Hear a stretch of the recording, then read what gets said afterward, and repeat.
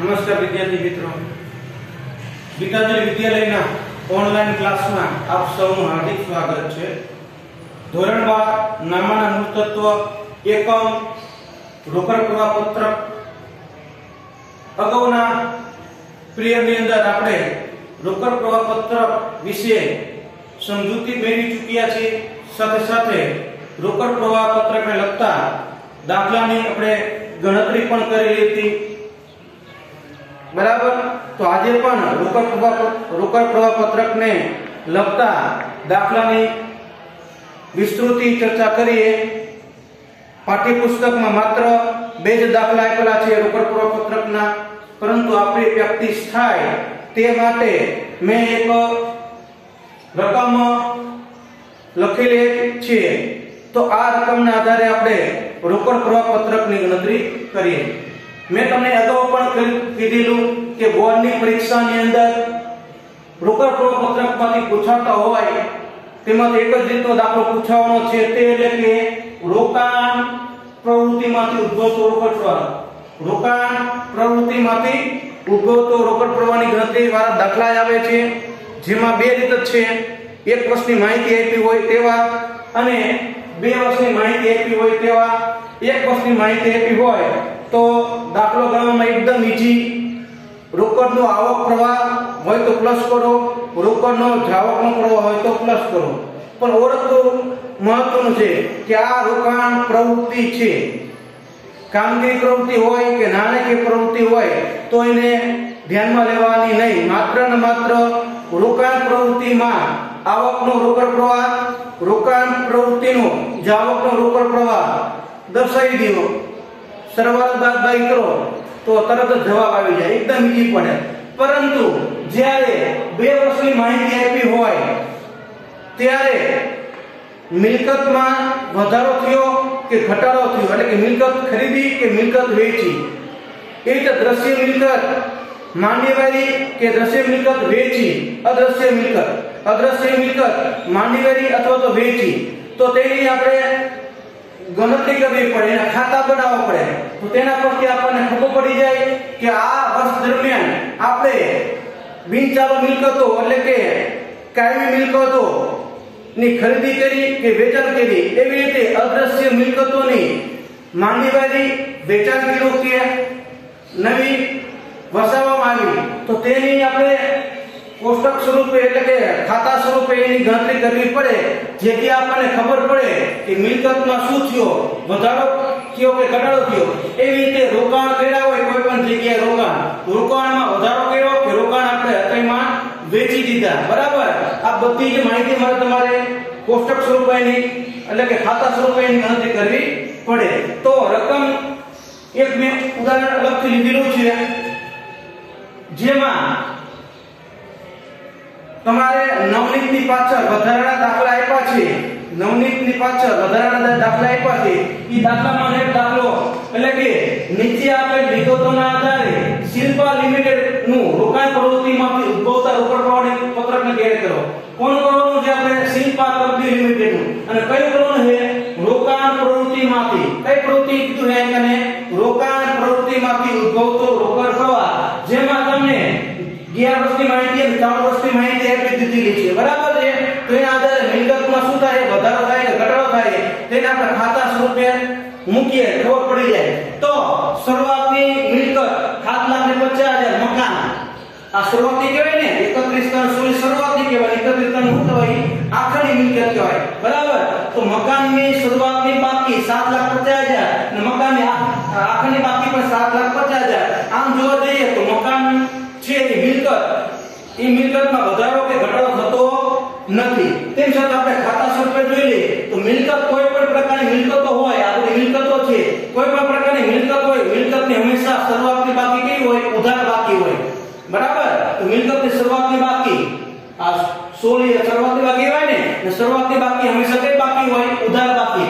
મકાન ખાતું હોય, આ ઉધાર બાજુ બાકી આગળ લાવ્યા, બાકી આગળ लावे केला रुपया लाया 7,50,000 रुपया અને 31/17 એ કઈ કહેવાય? મિલકતની આખરી બાકી આ બાજુ આવે જમા બાજુ। તો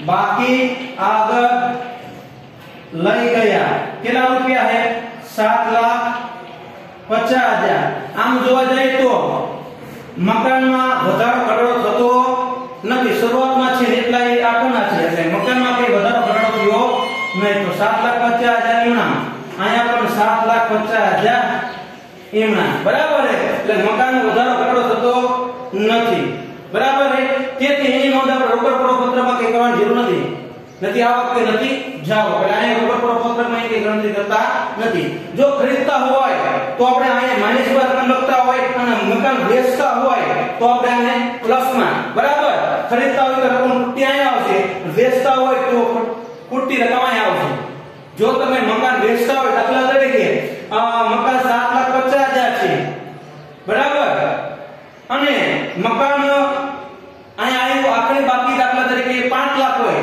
2.5 લાખ રૂપિયા મકાન તમે શું કીધું હોય વેચ્યું હોય તમને પડે કે દાખલા તરીકે અહીંયા 7,50,000 હોય અને 5 લાખ હોય તો શરૂઆતમાં બાકી 8,000 હતા અને આખરી બાકી કેટલી થઈ 5 લાખ રૂપિયા દાખલા તરીકે 5 લાખ હોત તો કેટલા રૂપિયા બેટા અહીંયા 2.5 લાખ રૂપિયા 2.5 લાખ રૂપિયા શું કહેવાય મકાન તમે વેચા કહેવાય મિલકતનું વેચા એટલે આવકના રોકડ પડવા એટલે અહીંયા તમે 2.5 લાખ રૂપિયા લખો પણ પ્લસમાં લખવાના કદાચ ઊંધું થયું હોય ઊંધું એટલે કે દાખલા તરીકે અહીંયા તમે કેટલા આપ્યો હોય 5 લાખ આપ્યો અને અહીંયા 7,50,000 આપ્યો હોય અહીંયા 5 આપ્યો અને અહીંયા 7,50,000 આપ્યો તો અહીંયા 5 લાખ આગળ આવ્યા અહીંયા 7,50,000 આગળ આવ્યા તો ટૂટા કેટલા 2.5 લાખ રૂપિયા ટૂટા તો 2.5 લાખ રૂપિયા તમે શું કરી છે મકાનની ખરીદી કરી હોય તો અહીંયા લખવું પડે મકાનની ખરીદી પણ ધરકા બી લખવાને હોય તમારે માઈનસમાં આ રોકડ પ્રપત્ર બનાવી છે આ પત્રકમાં વિગત માટે બધા ખાતા પેલા બનાવવા પડે બરાબર ને આ પત્રકમાં આવક જાવ કરવી હોય તો આમાં શું વધારો ઘટાડો થાય એટલા માટે આપણા ખાતા બનાવવા પડે પછી આ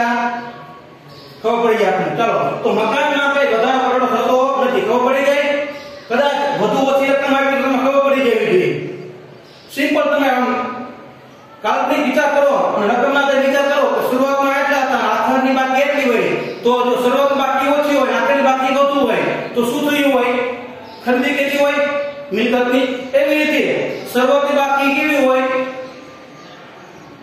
શરૂઆતની બાકી દાખલા તરીકે કેવી હોય વધુ હોય આખરની બાકી કેવી હોય ઓછી હોય તો શું કર્યું હોય મિલકતનું વેચાણ કર્યું હોય બરાબર છે એટલે એ પણ તમને ખબર પડી જાય ચાલો મકાનનું કામ પતી ગયું હવે મશીનરી તો મશીનરી તમે જુઓ ક્યાં જો શરૂઆતની બાકી કેટલા આપ્યા છે એકત્રિત શૂન્ય બાકી શરૂઆતની 2.5 લાખ રૂપિયા અને આખરી બાકી કેટલા આપ્યા છે 5 લાખ રૂપિયા કામો પડતો તમને ખબર પડી જાય શું કર્યું છે મશીનરીમાં ખરીદી કરી કે વેચાણ કર્યું વિચારો શરૂઆતની બાકી 2.5 લાખ રૂપિયા અને વરાપુરા મશીનરી 5 લાખ રૂપિયા તો મશીનરીમાં શું કર્યું છે ખરીદી કરી કે વેચાણ કર્યું તો ખરીદી કરી કહેવાય કારણ હતા 2.5 લાખ રૂપિયા થયા 5 લાખ રૂપિયા મિલકતમાં શું થયો વધારો મિલકતનો વધારો ક્યારે થાય કે તમે મિલકતની ખરીદી કરતા હોય ત્યારે ને બરાબર કાકા હતા 2.5 લાખ 2.5 લાખ થઈ જાય વરાપુર થઈ ગયું 5 લાખ તો વર્ષ દરમિયાન મશીનરીની ખરીદી કેટલી કરી છે તમે 2.5 લાખ રૂપિયાની ખરીદી કરી છે સમજે પડે છે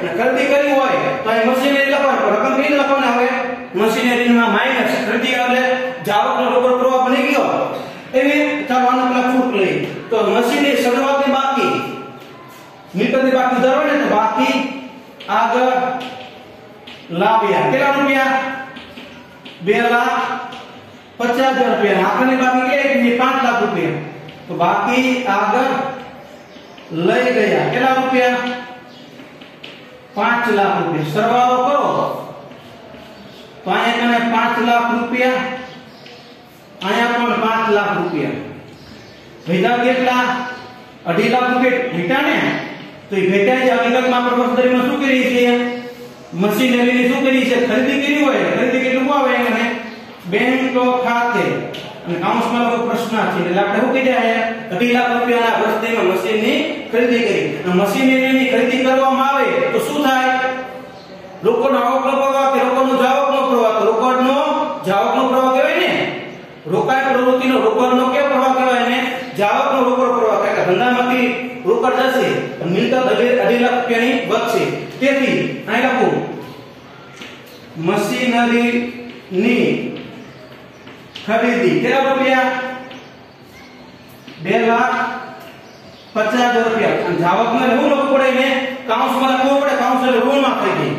ચાલો હવે વાહનો, તો વાહનોમાં તમે વિચારો, શરૂઆતના વાહનો હતા 1 લાખ રૂપિયા અને આખરના વાહનો, સોરી આપણે મશીનરીમાં એક ઘસારો બાકી રહી ગયો, સોરી મશીનરીમાં ઘસારો નોંધ કરવા બાકી રહી ગયો. તો મશીનરીમાં 20% નો ઘસારો વધારે માહિતી આપણે આપી છે, તો ઘસારો પણ ગણવો પડશે.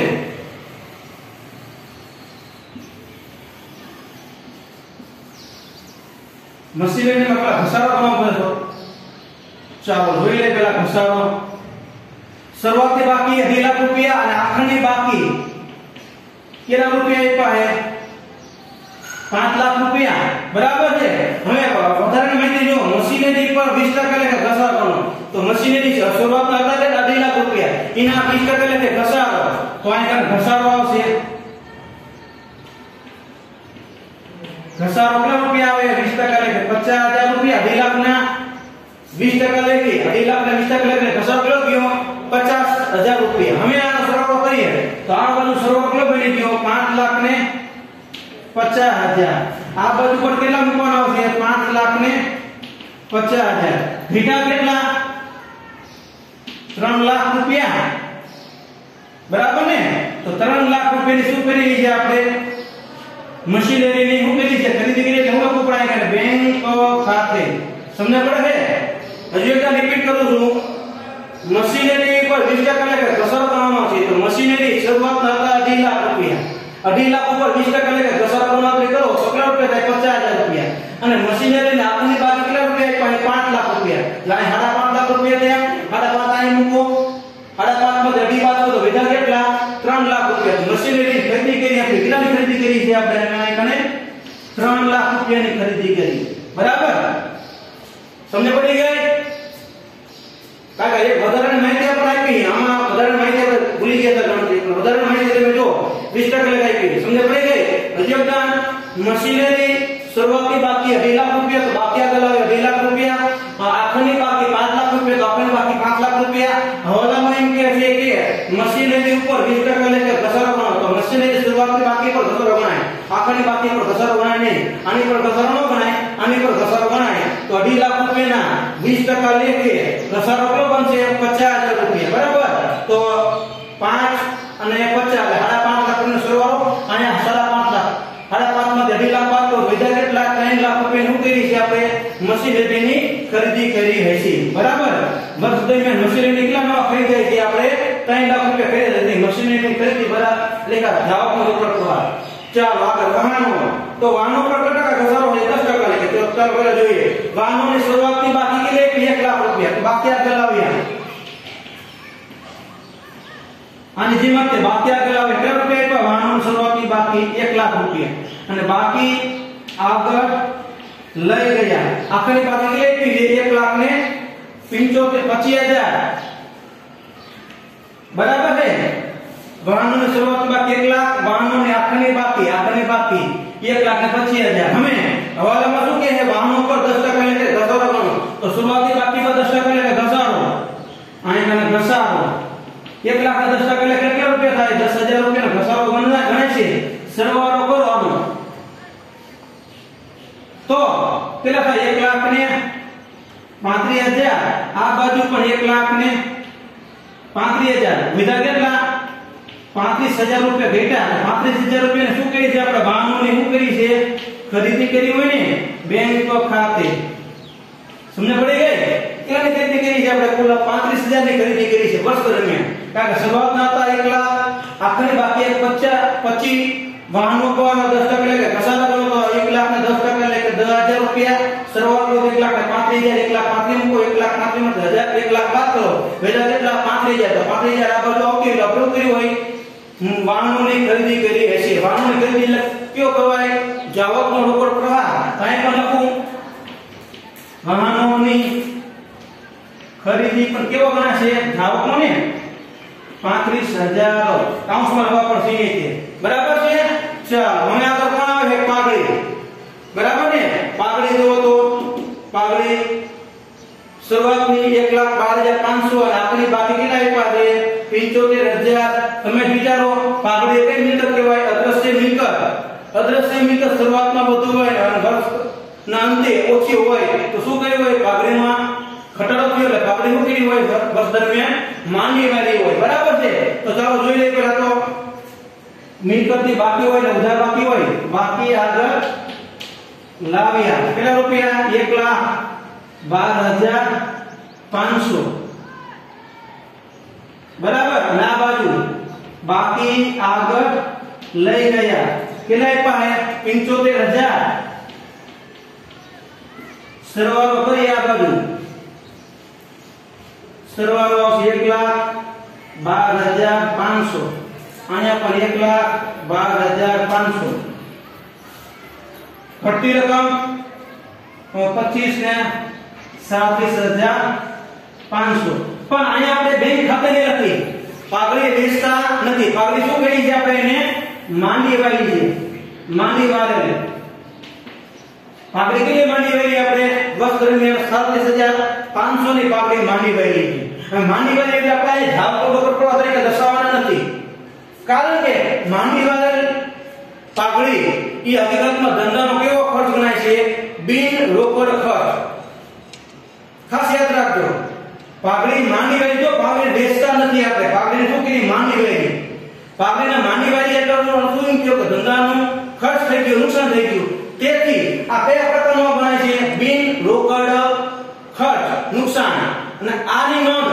રોકડ પ્રવર્તકમાં નોંધ ન થાય પરંતુ આની નોંધ 37,500 નોંધ ક્યાં કરવામાં આવશે કામગીરી પ્રવૃત્તિમાં કામગીરી પ્રવૃત્તિનો દાખલો ગણતરી કરતા હોય કામગીરી પ્રવૃત્તિમાં બિન રોકડ ખર્ચ અથવા તો જોગવાઈ એમાં શું કરવામાં આવશે ઉમેરવામાં આવશે બરાબર માંડી વાળેલ પાઘડીની નોંધ રોકડ પ્રવાહમાં કરતા નથી નુકસાન છે ખર્ચ છે તેથી આની નોંધ ક્યાં કરવામાં આવે છે કામગીરી પ્રવૃત્તિમાં બિન રોકડ ખર્ચમાં શું કરવામાં આવે છે એનો ઉમેરો કરવામાં આવશે ખાસ યાદ રાખજો બરાબર છે એટલે પાઘડી માંડી વાળી જો પાઘડી વેચા કરતા નથી વેચતા હોય તો નીચે હવાલો રાખ્યો કે પાઘડી આટલા રૂપિયામાં વેચાણ કર્યું બરાબર તો દાખલા વેચું ચાલો અમે ટેગ માર્કમાં જુઓ ટેગ માર્ક્સ ઈ પણ કઈ મિલકત છે અદ્રશ્ય મિલકત એમાં પણ શરૂઆતી બાકી કેટલી 1,25,000 તો આ બાજુ પણ બાકી આગળ લાવ્યા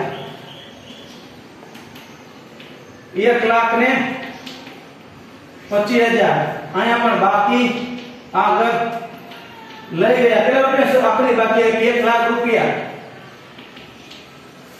સરવાળો કરી આ રીતે તો 1,25,000 વૈધા કેટલા 25,000 રૂપિયા આને પણ શું કરીએ છીએ આપણે માંડી વાળી રહેશે 25,000 રૂપિયા ટેગ માર્ક ન પૂરો કરીએ છીએ આપણે માંડી વાળ્યા છે તેથી આ 25,000 ની નોંધણી પણ આપણે અહીંયા કરશું નહીં રોકડ પ્રવાહ એને સમાસ થશે નહીં શું કામ ટેગ માર્ક માંડી વાળ્યા છે જે રીતે પાઘડી માંડી વાળી એ રીતે ટેગ માર્ક પણ શું કર્યા એ માંડી વાળ્યા ટેગ માર્ક ને વેચતા નથી જો વેચતા હોય ને તો સૂચના લખેલું હોય કે હવાલામાં કે ટેગ માર્ક વસ્તુને વેચવામાં આવે છે તો આપણે અહીંયા શું લખવું પડે બેંક ખાતે લખવું પડે પણ કોઈ સૂચના નથી તેથી અદ્રશ્ય મિલકત હકીકતમાં શું કરી હોય ઘટતી હોય બરાબર ઘટતી હોય તો હંમેશા શું કરી હોય એને માંડી વાળી હોય બરાબર એમાં ઘસારો ન લાગે તેથી માંડી વાળી રકમ બરાબર આ માંડી વાળી બે રકમ ઈ રોકડ પ્રવાહ પત્રકમાં આવશે નહીં પરંતુ આ બંને ક્યાં આવશે બિન રોકડ ખર્ચ છે તેથી આ બંનેની નોંધ ક્યાં કરવામાં આવશે કામગીરી પ્રવૃત્તિમાં અને એમાં શું કરવામાં આવશે એનો ઉમેરો કરવામાં આવશે રોકડ પ્રવાહમાં શું કરવામાં આવશે ઉમેરો તમને પડે છે હજી એક યાદ રાખજો ખાસ અદ્રશ્ય મિલકત શરૂઆત કરતા આખરે બાકી ઘટતી હોય બરાબર શરૂઆત કરતા આખરે બાકી ઘટી હોય તો જો ઘટી ગયા બરાબર અહીંયા હતા અહીંયા આખરે બાકી ઘટે છે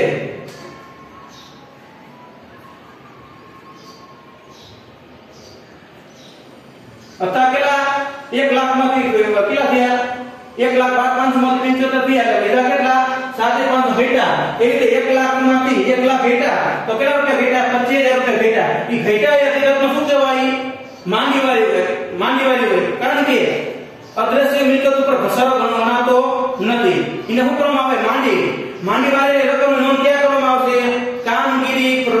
માં અને કેવો પ્રકારનો ખર્ચ ગણાય બંને બિન રોકડ ખર્ચ કયો ખર્ચ કહેવાય બંને બિન રોકડ ખર્ચ તેથી રોકડ પ્રવૃત્તિમાં એનો સમાવેશ થશે નહીં પરંતુ એનો સમાવેશ ક્યાં કરવામાં આવશે કામગીરી પ્રવૃત્તિમાં શું કરવામાં આવશે રોકડ પ્રવાહમાં ઉમેરવામાં આવશે ખાસ યાદ રાખજો જો બરાબર કાકા બંને અદ્રશ્ય મિલકત છે તો અદ્રશ્ય મિલકત શરૂઆત કરતા આખાની મિલકત ઘટી ગઈ છે તો શરૂઆત કરતા આખાની મિલકત ઘટી એટલે શું કર્યું હોય અદ્રશ્ય મિલકત માંડી વાળી હોય અને કદાચ વેચવાની હોય તો એને સૂચના આપી હોય કે અદ્રશ્ય મિલકત જે પણ હોય તે હું કેમ આટલા રૂપિયામાં વેચવામાં આવી અથવા વર્ષ દરમિયાન વેચવામાં આવી તો ખાસ યાદ રાખજો કે માંડી વાળી રકમ છે એ બે આઈ નોંધ કરતા નહીં નકર જવાબ નહીં આવે અમને પડી ગઈ ચાલો આગળ રોકાણ પણ એક પ્રકારની મિલકત છે ને તો 10% ડિબેન્ચરમાં તમે રોકાણ કર્યું છે શરૂઆતમાં રોકાણ તો કેટલો 5 લાખ રૂપિયા 10% ડિબેન્ચર રોકાણ શરૂઆતની બાકી આગળ લાવ્યા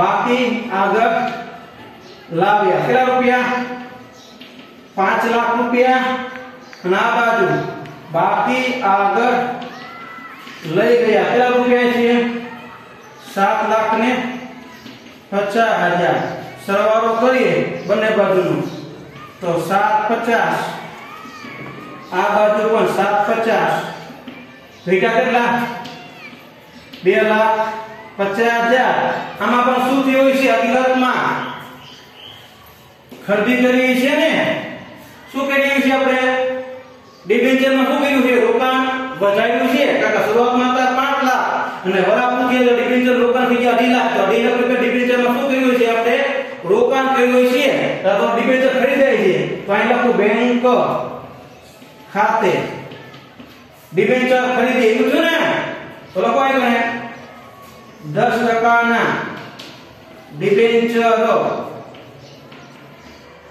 ની ખરીદી કેટલા રૂપિયા ખરીદી થઈ 2,50,000 બરાબર છે સમજ પડી ગઈ કે ડિબેન્ચર નું રોકાણ હોય કોઈ પ્રકારની કઈ પ્રવૃત્તિનો સમાવેશ થાય રોકાણની પ્રવૃત્તિ હોય તમે વિચારો શરૂઆતમાં હતા એટલા વસ્તુ એટલા વેચાય મિલકત વરાપું થતો વધતી હોય તો ઉતરી હોય ખરીદી કરી હોય અને વરાપું થતો મિલકત ઘટતી હોય તો ઉતરી હોય મિલકતનું વેચાણ કર્યું છે તો અહીં જો શરૂઆત કરતા આપણે બાકી બધું છે તો શું કરી છે મિલકતની ખરીદી કરી મિલકતની 2 લાખ રૂપિયાની ખરીદી કરી જાવકનો રોકડ પ્રવાહ એટલે કાઉન્સમાં લખ્યા અને જો શરૂઆતની કરતા આખરી બાકી ઓછી હોય તો શું કર્યું હોય આ બાકી કરતા બાકી ઓછી હોય આ 5 લાખ એને બદલે 3 લાખ હોત તો 2 લાખ રૂપિયા શું કર્યું હોય વેચ્યા હોય ડિબેન્ચર વેચ્યા હોય તો આને આવે તો આપણે શું કહે કે જાવકનો રોકડ પ્રવાહ લાવકનો રોકડ પ્રવાહ કરે બરાબર છે હવે આગળ આ ઓલાવી ગયો હવે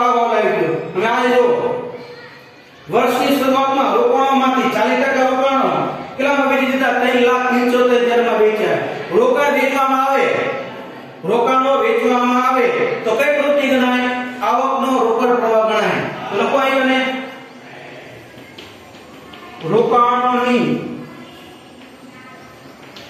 વેચાણ કેટલા રૂપિયા લાગ્યું છે આપણે 3,75,000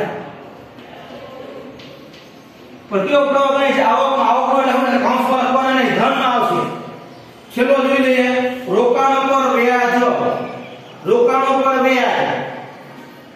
મળ્યું એટલે શું કરાય મિલકત ઉપર આવક રોકાણો તો અને રોકાણ ઉપર વ્યાજ મળ્યું મિલકત ઉપરની આવક એટલે કઈ પ્રવૃત્તિમાં કીધું તો સમજાયું મિલકત ઉપરની આવક હોય તો એ કઈ પ્રવૃત્તિ ગણાશે રોકાણ પ્રવૃત્તિમાં નાની પ્રવૃત્તિ નથી યાદ રાખજો બરાબર છે રોકાણ પર વ્યાજ મળ્યું એટલે રોકાણ પ્રવૃત્તિ છે અને પાછો કેવો છે આવકનો રોકડ પ્રકાર કે આપણે વ્યાજ મળે છે તો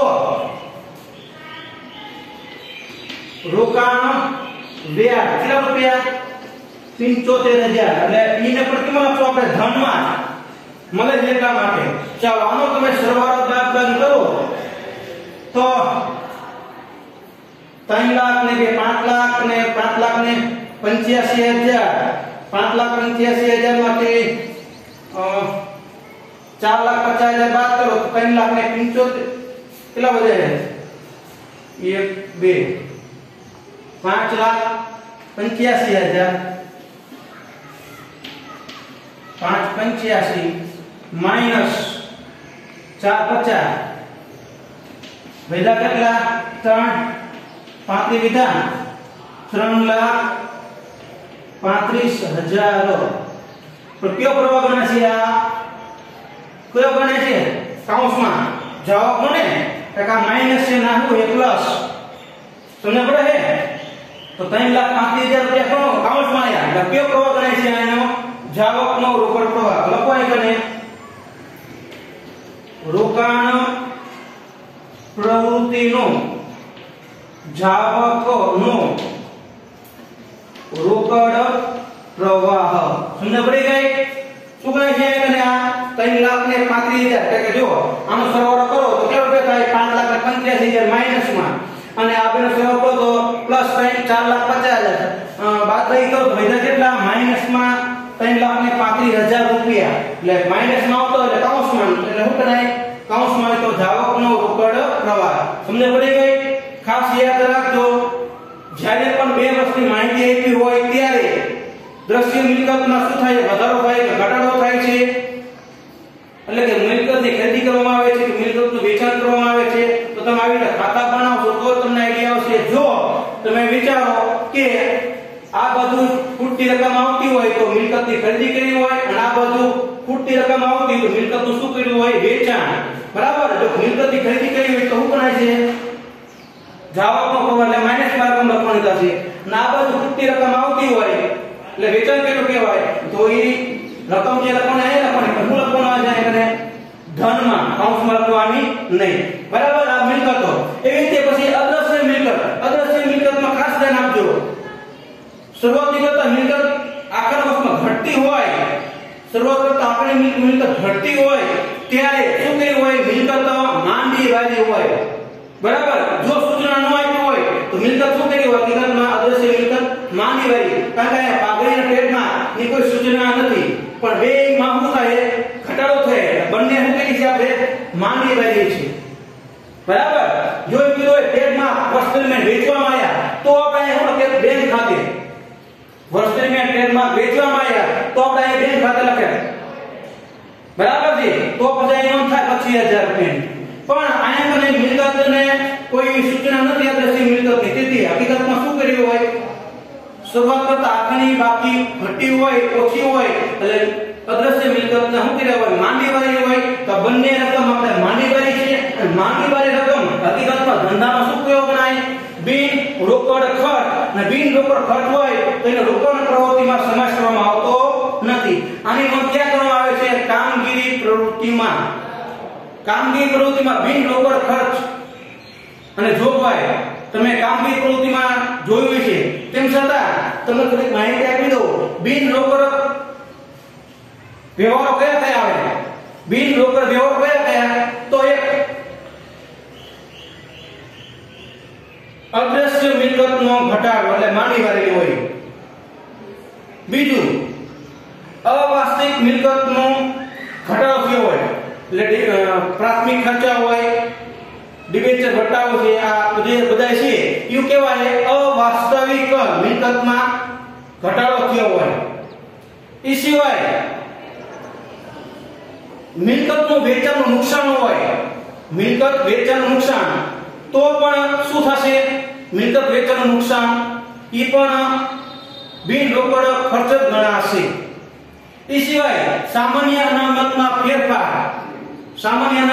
ફેરફાર ઈ પણ બિન રોકડ ખર્ચ ગણાશે સૂચિત ડિવિડન્ડ આ બધી જ વિગતો જે છે એ બે શું કહેવાય બિન રોકડ વ્યવહાર એમ છતાં તમારે ડિટેલમાં જોવું હોય તો પાઠ્યપુસ્તકમાં બિન રોકડ વ્યવહાર વિશેની માહિતી આપી છે તમે ચર્ચા કરી લેજો જોઈ લેજો ના બધા જ બિન રોકડ વ્યવહારની નોંધ ક્યાં કરવામાં આવે છે કામગીરી પ્રવૃત્તિમાં યાદ રાખજો કયા કરવામાં આવે બિન રોકડ વ્યવહારની નોંધ કામગીરી પ્રવૃત્તિમાં અને ઉમેરો કરવામાં આવે છે કે પરોક્ષ પદ્ધતિ પ્રમાણે તૈયાર કરવામાં આવતી હોય જેટલા માટે તો આ દાખલાની અંદર બે વસ્તુ માહિતી આપી હોય ત્યારે રોકડ પ્રવાહ પત્રક કેવી રીતે બનાવી શકાય છે બરાબર અને તમારે પ્રેક્ટિસ કરવી હોય આવી જ રીતના દાખલાની તો તમારે પાઠ્યપુસ્તકની અંદર ઉદાહરણ 13 કયું ઉદાહરણ 13 પાઠ્યપુસ્તકમાં ઉદાહરણ 13 ની ગણતરી તમારે કરવાની રહેશે બરાબર લખો અહીં કને